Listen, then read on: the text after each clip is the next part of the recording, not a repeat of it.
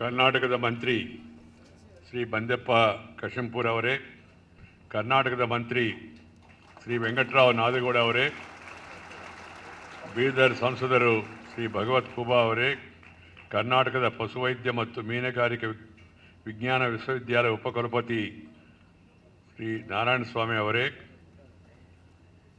ಕುಲ ಸಚಿವರು ಶ್ರೀ ಉತ್ತುರ್ಗೆ ಅವರೇ, ವಿದ್ಯಾರ್ಥಿಗಳು, ಪದವಿ ಪಡೆದ ಪದವೀಧರರು, ಪೋಷಕರು, ಸಹಾಯಕರು ಮತ್ತು ಸಹೋದರಿಯರು, ತಮ್ಮೆಲ್ಲರಿಗೆ ನಮಸ್ಕಾರ. 4 ದಶಕಗಳ ಕಾಲ ನಾನು ಕರ್ನಾಟಕ ರಾಜ್ಯದೊಂದಿಗೆ ಸಂಬಂಧ ಹೊಂದಿದ್ದೇನೆ. ಕರ್ನಾಟಕ ಪಶುವೈದ್ಯಕೀಯ ಪಶು ಮತ್ತು ಮೀನುಗಾರಿಕೆ ವಿಜ್ಞಾನ ವಿಶ್ವವಿದ್ಯಾಲಯದ 10ನೇ ಘಟಿಕೋತ್ಸವ ವಿಳಾಸಕ್ಕಾಗಿ ಬೀದರ್ನಲ್ಲಿ ಇದಿರುವುದು ತುಂಬ ಸಂತೋಷವಾಗಿದೆ. ಇಂದು ನಾನು ಪದವೀಧರರಾಗಿ ಬರುವ ಎಲ್ಲ ವಿದ್ಯಾರ್ಥಿಗಳನ್ನು ಅಭಿನಂದಿಸುತ್ತೇನೆ ಮತ್ತು ನಿಮ್ಮ ಭವಿಷ್ಯದ ಬಗ್ಗೆ ನಿಮಗೆ ನನ್ನ ಶುಭಾಶಯಗಳು ತಿಳಿಸುತ್ತೇನೆ. मित्रों, सचमुच में मैं बहुत प्रसन्न हूँ. कारण क्या है, ग्रामीण इलाका में एक स्नातकोत्सव में भाग लेने का अवसर मुझे मिला है और कृषि और पशुपालन मेरे लिए बहुत मन का पसंद का विषय है. कारण क्या है, मैं खुद किसान परिवार से आया हूँ और ग्रामीण इलाके में पैदा हुआ हूँ. बचपन में 3 किलोमीटर पैदल जाके स्कूल में जाके पढ़ के फिर वहाँ से यहाँ तक पहुँच गया, भारत का उपराष्ट्रपति तक. मैं चाहता हूँ ग्रामीण इलाका से जो बच्चे लोग आ रहे वो सब लोग अपना डिग्री के बाद भी, पोस्ट ग्रेजुएशन के बाद भी, पीएचडी के बाद भी सेवा करते समय गांव को, किसानों को और ग्रामीण विकास को, पशुपालन को हमेशा प्राधान्यता देना चाहिए. ये मेरा इच्छा है. आप सब लोगों को शुभकामनाएं. It's a matter of great privilege and honor for me to deliver the 10th convocation address of the Karnataka Veterinary Animal and Fisheries Sciences University, Bida. It's always a joy to participate in a convocation as they not only symbolize valuable additions to our trained human resources but also remind us of the important role played by the education institutions in laying strong ethical and moral foundations for the new generation. Today, certificates, degrees and medals have been awarded to more than 200 students. This is the result of the hard work done by you at this distinguished institution, which recently got an award from the Indian Council of Agriculture Research, New Delhi, for producing highest number of junior research fellowship holders. I compliment all of them. Convocation is a major academic event in the calendar of an institution of learning. It is an important landmark in the career of a student and indeed everyone connected with the pursuit of knowledge in the university. On this occasion, I wish to congratulate all those who are obtaining their degrees. I feel extremely happy because most of you have come from rural background and have successfully completed your studies. This is not just a degree of certificate in your hands, but it is a certificate of hope and aspiration to your parents and millions of farmers who feed us. I am confident that all of you will have to play an important role in making livestock and fisheries sectors profitable through scientific approach and technological innovations. Animal husbandry sector supports the livelihood of farmers by not only providing the main income but also supplementary income. It provides employment and also manure for crops. There is evidence to show that the farming households with some cattle heads are able to withstand better the distress caused by extreme weather conditions. Manage is an institute in Hyderabad connected with agriculture. According to survey they have conducted out of 3,500 people, families who have committed suicide, none from the families which are having a dairy or fisheries or poultry as a supplementary activity. So there is a message in that. Our forefathers also have said, cattle wealth is national wealth. Cattle wealth is national wealth. So along with the human beings, we have to take care of the cattle also. The development of a dairy sector has been a major success story in our country. With an estimated production of 146.3 million tons in 2014-15, India continues to be the largest producer of the milk in the entire world. Per capita availability of milk has reached 322 grams per day during the year 2014-15, which is more than the world average of 294 GMs per day.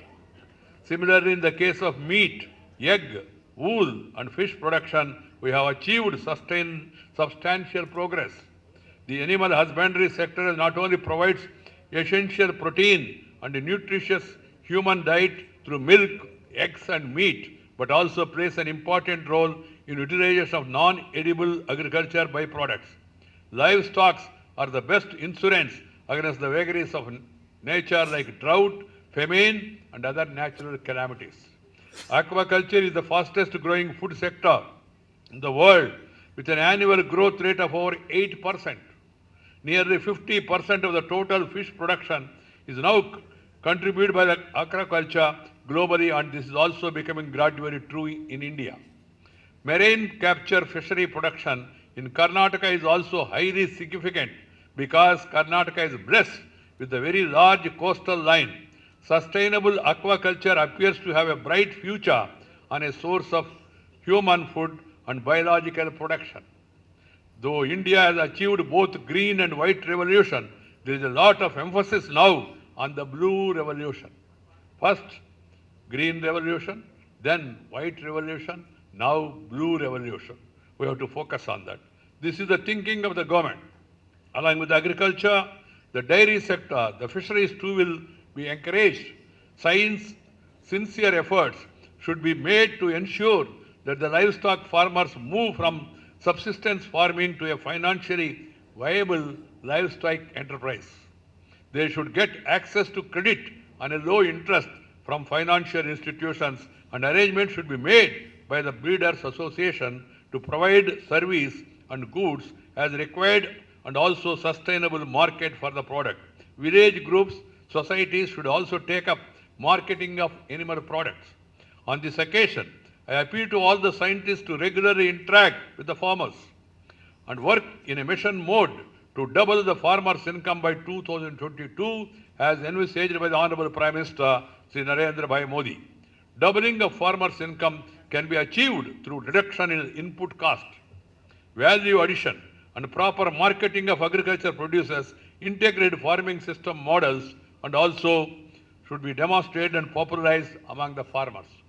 As you are all aware, one of the prestigious programs being implemented by the Rashtriya Gokul Mission to enhance the productivity of the indigenous breeds in India through professional farm management and superior nutrition.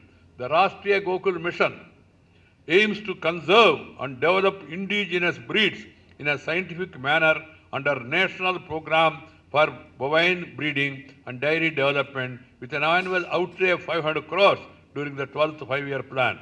It is also proposed to establish integrated indigenous cattle centers or Gokul Gram in breeding tracts of indigenous breeds. This Gokul Gram will be self-sustaining and will generate economic resources from the sale of A2 milk, organic manure, vermicompost and production of electricity from the biogas for an in-house consumption and sale of animal products. Cattle rearing has been a traditional livelihood in India and closely linked to agriculture economy. Output from the milk alone is almost at par the combined output value of wheat and paddy, which makes milk as the single largest commodity among the food group. It is not just doubling farmers' income by 2022. The major global challenge is to ensure food and nutritional security. A country like India, with 130 crore population, you cannot depend on imported food security. You have to focus on homegrown food security. There is every need to increase our production by new technologies, new methods, new innovations. This has to be understood, and the duty and responsibility is cast on you, the younger scientists who are all coming up, and the graduates and postgraduates in this sector. There is a need to alleviate the poverty in developing countries by producing more and safe food, especially animal origin, against a shrinking animal genetic diversity and increased global trade. The livestock production in the developing world should be more than double to meet the growing demand of meat and milk in these countries over the next 20 years. At the beginning of the 21st century, more than 1.2 billion people lived in extreme poverty, while 850 million are chronically hungry, and the number is increasing. Most of these people are found in sub-Saharan Africa and South and East Asia. A wide variety and diversity in animal genetic resources is crucial to adopting and developing livestock production systems. Climate change and emergence of new and virulent animal diseases underline the need to retain adaptive capacity. This is another challenge. For hundreds of millions of poor rural households, livestock remain a key asset, often meeting multiple needs and enabling livelihood to build in some of the world's harshest environments. The reported rate of breed extinction is of a great concern, but it is even more worrying that unrecorded genetic resources are being lost. Strenuous efforts to understand and protect the world's animal genetic resources for food and agriculture are also required. The global population is expected to increase by some 90 million people annually. The human population growth between 1990 and 2004 for the different regions of the world has shown that Africa and Asia have the largest population growth. This means that the world's farmers, especially in the developing world, will have to increase their production at least by 50% to feed the growing population.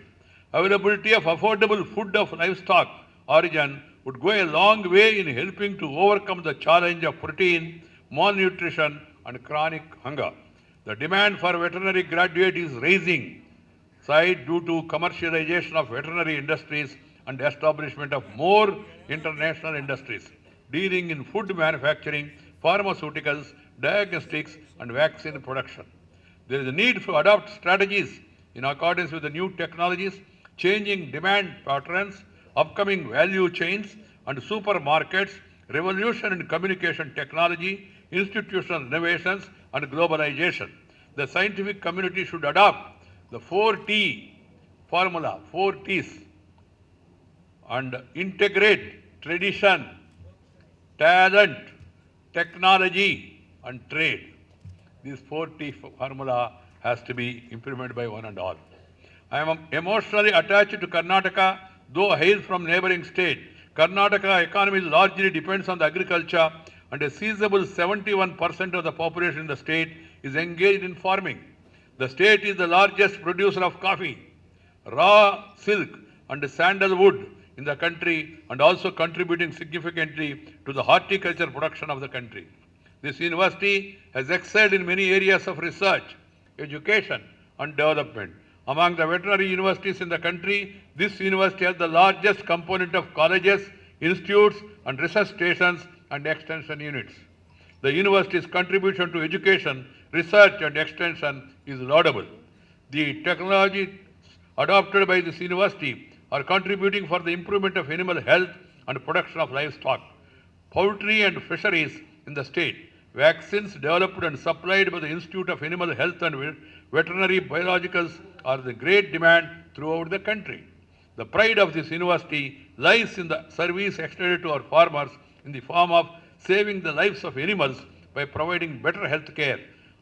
Another feather in the university's cap is the execution of World Bank aided KWDP Sujala 3 project in 7 backward districts, namely Bidar, Kalaburgi, Yadagiri, Gadag, Chamarajanagar, Davanagiri, and Koppal through livestock support and extension activities in farmers' fields itself.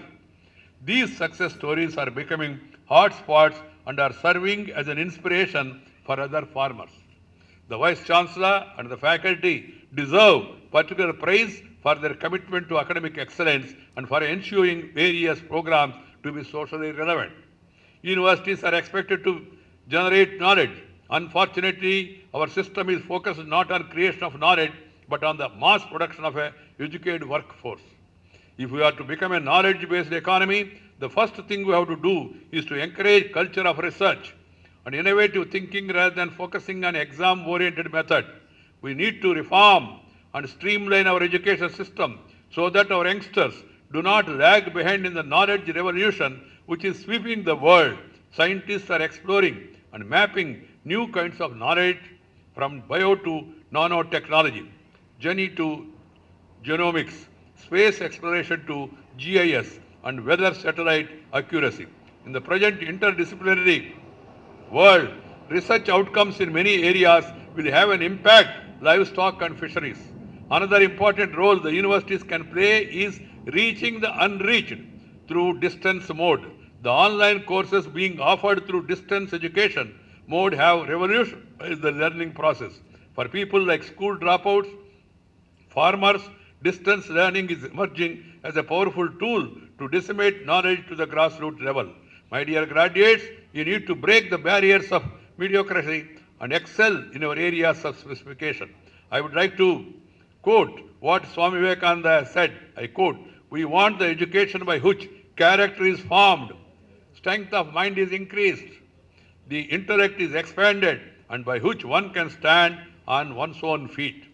I am also happy today that some of these people who got the gold medals have been awarded those medals by me. I feel happy when I see these young faces, bright. And I am particularly happy that most of these award winners are also girl students. That's a very good trend. We need to encourage girls' education because they constitute 50% of the population. You cannot leave the woman behind and then say that we are moving ahead. We have to take care of them. Our culture, our heritage always stress importance on giving gender equality, giving importance to women. See the rivers in this country. All the rivers, Ganga, Kaveri, Mahanadi, Mahendra Tanaya, Krishna, Godavari, all rivers names, Sabari, Kabini, all are after women. What is the significance? Even the country's name also, we say Bharata Mata, not Bharata Pita.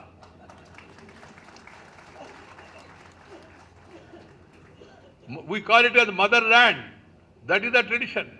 Even in Puranas, if you go and believe Puranas, then you see Saraswati in charge of education, Parvati in charge of production, defense, Raksha Mantri, Lakshmi, finance minister at that time. That's the importance given by our Puranas also. That speaks the need to empower women. Some people say, sir, woman को तो उनको क्या मालूम है, उनको घर में रहना है. घर में रहना किसने बताया भाई? नहीं, उनको क्या मालूम है, आपको क्या मालूम है? आपने सीख लिया ना, धीरे धीरे वो भी सीख लेंगे. कुछ लोग ये भी कहते हैं, सर आपने पंचायत में, म्यूनसिपालिटीज में आरक्षण दिया, देखो क्या हो रहा है, क्या हो रहा है. पंचायत में लोग कहते हैं, सर पंचायत में सरपंच पति आके बैठ रहे वहां. अरे भाई तो टेम्पररी है, मौका देके देख लीजिए, पति का गति क्या होगा आपको समझ में आएगा. चिंता मत करो. Given an opportunity, the woman will excel.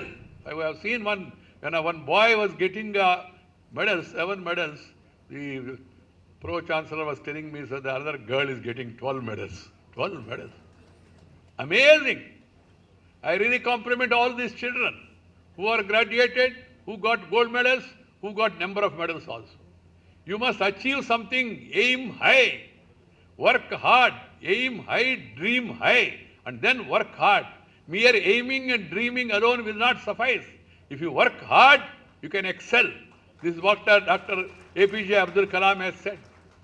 Irrespective of the background, you will excel if you work hard. Even if ordinary background person can become the President of India, can become the Prime Minister of India. You see the Prime Minister, he comes from a family which was selling tea, चाय बेचने वाले भारत का प्रधानमंत्री बन गया. मैंने खुद मेरे बारे में कहा, एक गांव में किसान का लड़का हूं, मेरे परिवार में कोई पॉलिटिक्स में नहीं था, फिर भी यहाँ तक पहुँच गए. If you work hard, in India, everyone has some talent or otherwise. The fisherman, the goldsmith, the blacksmith, the potterer, the dhobi, nai, or the cook, everyone has got some specialty or other. What is required is little upgradation of the skills. That's why Government of India and state governments are now pursuing skill development also. Keep this thing in mind. I would urge upon all of you. And moreover, some people in India have the habit of going abroad after education. I am not against you going abroad. Now people are coming here from the West because India is the best. You want to still go? You still want to go? I have a 3-line advice. Go, learn, earn, and return. Return to serve your motherland. The country which has given you the growth. You must serve the people, and particularly the rural people. We cannot have the luxury of this urban-rural divide. We must bridge the gap. That's why I said there is even need to have a bias in favor of the rural areas for some time to come. Like you provide reservation for the scheduled caste and scheduled tribe, now the time has come that the Government of India and the Government of the state, everywhere you have to provide additional resources through whatever you call it, reservation or whatever it is, to the agriculture sector, to the rural development, to bring them together. This is the need of the hour. There is a need for more and more agriculture graduates, veterinary graduates. There is a need for more and more people getting into these courses and then focusing their attention. And then, as I said in the beginning, cattle wealth is a national wealth. We have to take care of the cattle also. So that's what is required. I once again congratulate all the graduating students and faculty members who have shaped the young minds. And then I wish you all the best. Thank you very much. Namaskara. Jai Hind.